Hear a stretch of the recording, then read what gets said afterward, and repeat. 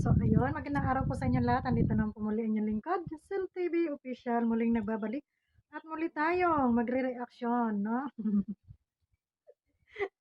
Sorry, natatawa lang ako. Natatawa po ako sa live natin kanina, no? Pero ito po ay ibang topic ito, no? Ito po ay patungkol kay ah, Bupil Vlog, kung saan ay hindi na po siya kontrabida sa love team ni Derek Nuelsa at Yang Mi. So, ayun. Si Adonis po ay may kalab team ng iba. Hindi na po si Baby Bopil niya, kundi si Baby Yang Mina niya. So, pakinggan po natin itong kay Bopil, no? At nakakatuwa. So, yun. Pakinggan po natin. Isang magandang araw, sa mapagpalang araw po sa ating lahat. Mega love shout out sa lahat ng ating mga minamahal na viewers. Ayan, at Maring Bopil, re-reactionan ko lang itong reaction mo. Natatawa lang kasi ako, no? Sa, wala akong magawa ngayon. Andito ako sa labas. At medyo magandang panahon, maaliwalas. Kanina pa ako nagbobote-bote dito ng juice, oh. Ay, orange juice, oh. Nakakatatlong bote na ako. So, napakinggan ko itong reaction mo, itong video mo, pinanood ko at ako'y natatawa. So, ngayon, papakinggan uli natin at ating bibigyan ng reaction na yan. hindi pa tayo makapokus sa pag-upload at kasalukuyan po na ang inyong lingkod ay nandito sa malayong lugar. Pero yun ang makikita niyo ibang ating background. At tayo nandito po sa province. Ito na talagang makulit, no? At hindi magkakatulog, hindi mapakali. Itong direct Nuelsa. Patay At talagang gustong ituloy ang landing pad. Ano ba ang ating gagawin? Kung yan ang ipinaghihimotok ng butse at talagang gusto niya ng landing pad, ay siguro hayaan na lang po natin. At talagang ipinapipilitan na magkaroon ng landing pad at ngayon ang plano po ay sa Kapalonga ay ibigay ang hilig ng walang ligalig. Yan, maigi at malapit. At ito na. So, ibig sabihin pala, yung magiging landing pad na gustong itayo nito nila Yangmi ay dito na sa Kapalonga. Pero para sa akin, kung sila naman ang gagastos lahat dito, ay pabor, walang problema doon. Pero kung doon sa kanilang lugar at bahay niya yung gagawing landing pad, parang hindi maganda. No, kasi doon pumapasok yung personal na interest, no? So, pakinggan natin muli si Bukid. Ang sabi, wala daw kukontra. O sige, wala kukontra. At nandiyan lang naman sa Kapalonga, so dait pa rin, dait pa rin ba nakasakot yan? Hindi ko alam yung lugar na yan. Ay, total naman, nandiyan lang din. Kasi na may dati na meron ng landing pad dyan sa Kapalonga, ay ngayon, lalagyan daw ng clean-up center sa pangunguna ba ni Yang Mi? Ni Direk Nuelsa. Yayamanin talaga si Yang Mi, biro mo, magpapatayo siya ng landing pad sa Kapalonga. Tapos kanyang lahat yung gastos. Yung bayad sa kuryente, bayad sa mga scouter. Siyempre, babayaran mo yon Yang Mi, kasi alangan namang libre yon. Siyempre, mag-i-scout sila. Tapos yung pagpakain ng mga halimbawa, yung may mga feeding program kayo, ayan, talagang ikaw ang mag-uubliga nun kasi ikaw yung may pabida-bida doon, kayo ni Direk Nuelsa. So, ayun. Tuloy natin. Hindi magkakatulog, hindi mapakali. Parang naglilibor na pusa. Ibigay namin ng walang ligalig. Pero may kondisyon tayo.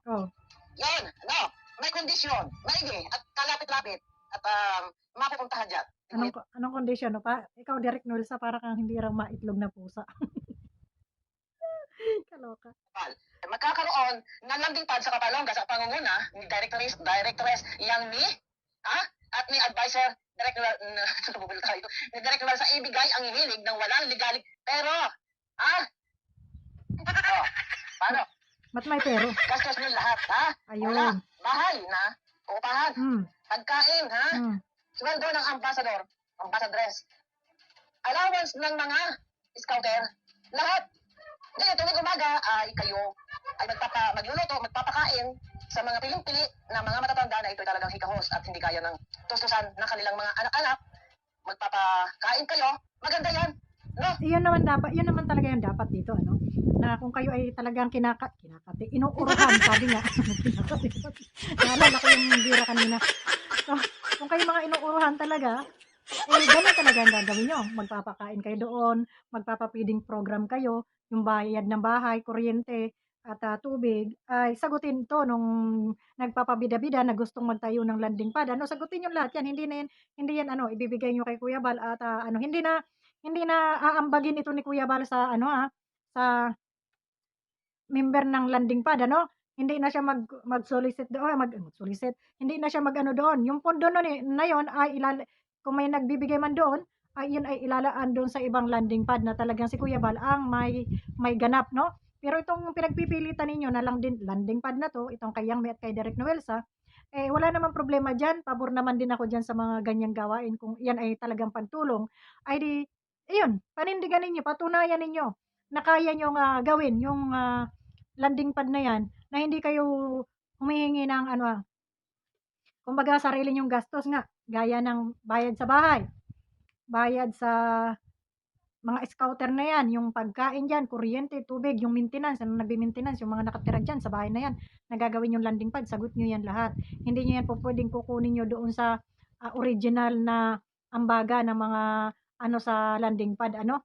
So, hindi niyo 'yan puwedeng ano kasi 'yan, eh, bagong idea ninyo, bagong tayo ninyo, talagang, suluhin ninyo yung inyong, ano diyan.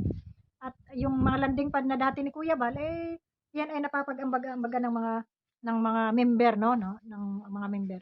Kagaya na lang noon, saan bang landing pad 'yun na si Ate Malo hanggang sa pagbabayad yata nung tagalinis nung landing pad, eh, si Ate Malo ang nagbibigay 'no, si Ate Malo ang nagbibigay. Alam ko 'yun, saan bang lugar 'yun.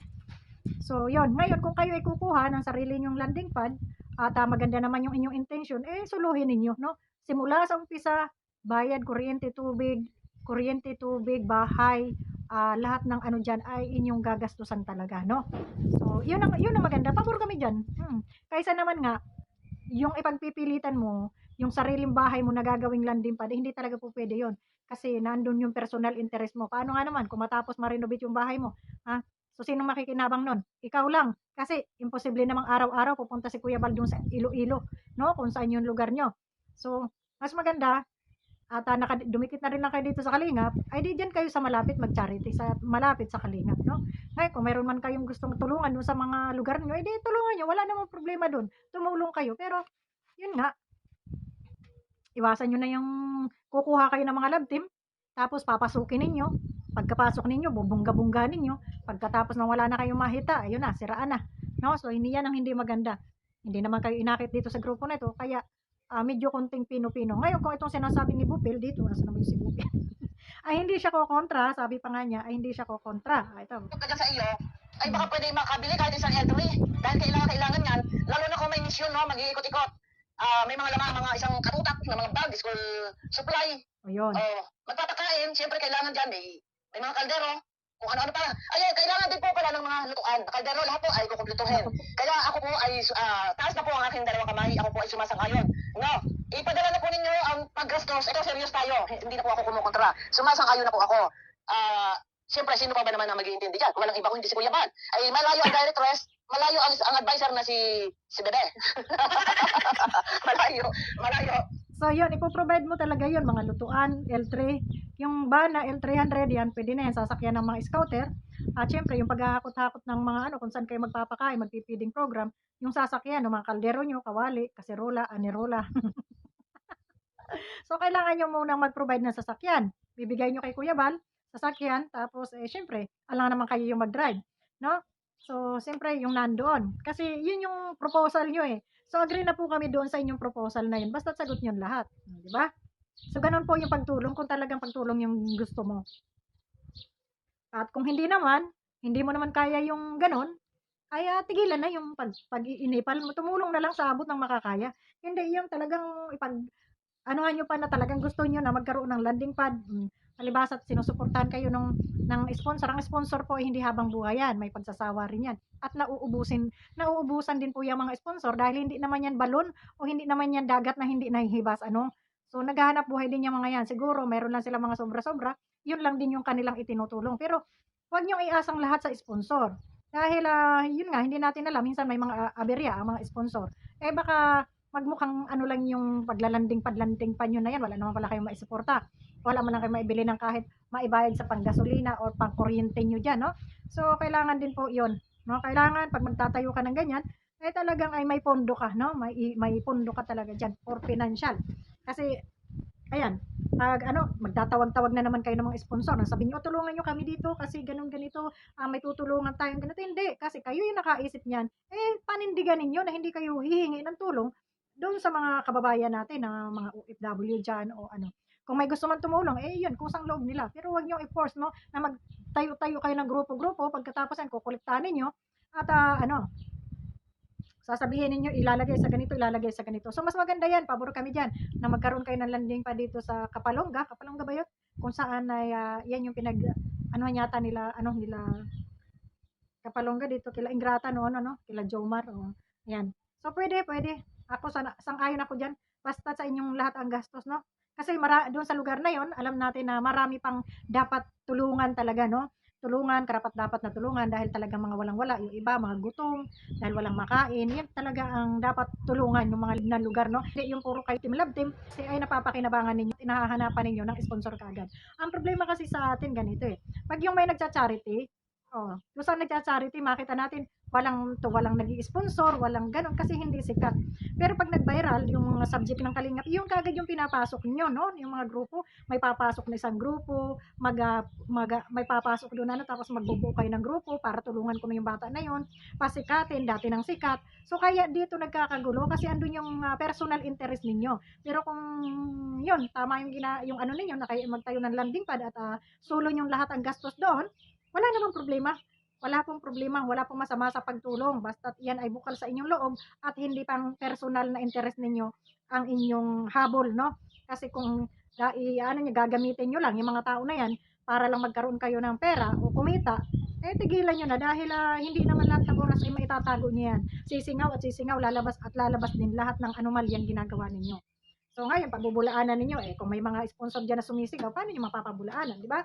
So, ganun. At doon sa mga nagpanukala niyan, saludo naman tayo diyan.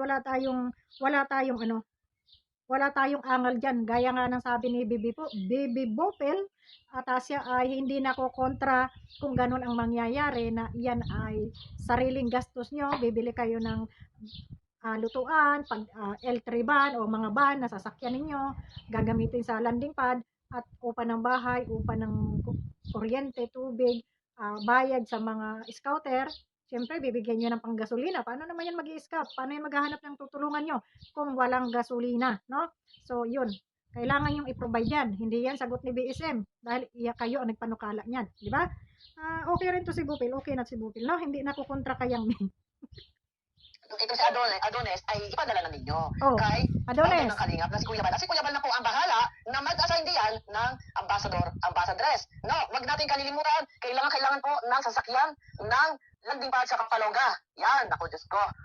Napaka-importante po talaga na may sasakyan nang hindi lagi nagko-commute dahil kung mamimili kayo, tsaka may mga mission, ang mga scouter, kung motor ang dala-dala ng mga scouter ay paano nga pag may mga pakain, nag-mission kayo, may mga daladalang bigas, hindi po pwede ang motor. Lalo kat sa parteng Bicol ay madalas mag-uulan, hindi po kayo kahit dalawang L300 na sasakyan.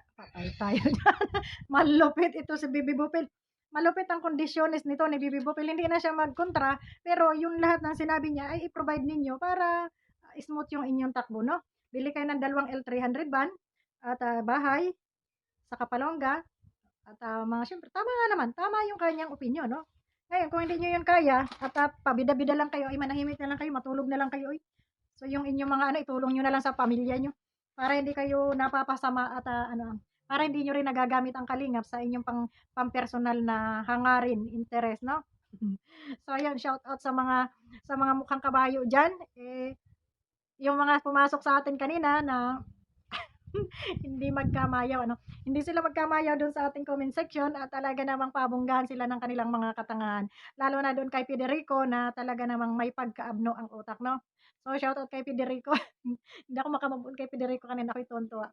So, yun. At yun lang. Maganda yung mungkahin ni Bupil na hindi na siya kukontra dito sa panukala ni Derek Noelsa at ni Yang May. Okay naman yun.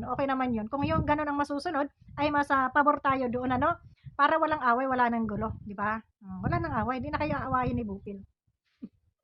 So, yun lamang. Maraming salamat sa inyo and God bless po sa ating lahat. Ayan. Bye-bye. Ang sarap ng feeling dito sa labas. Mahangin kasi. So, yun lamang po and God bless po sa ating lahat.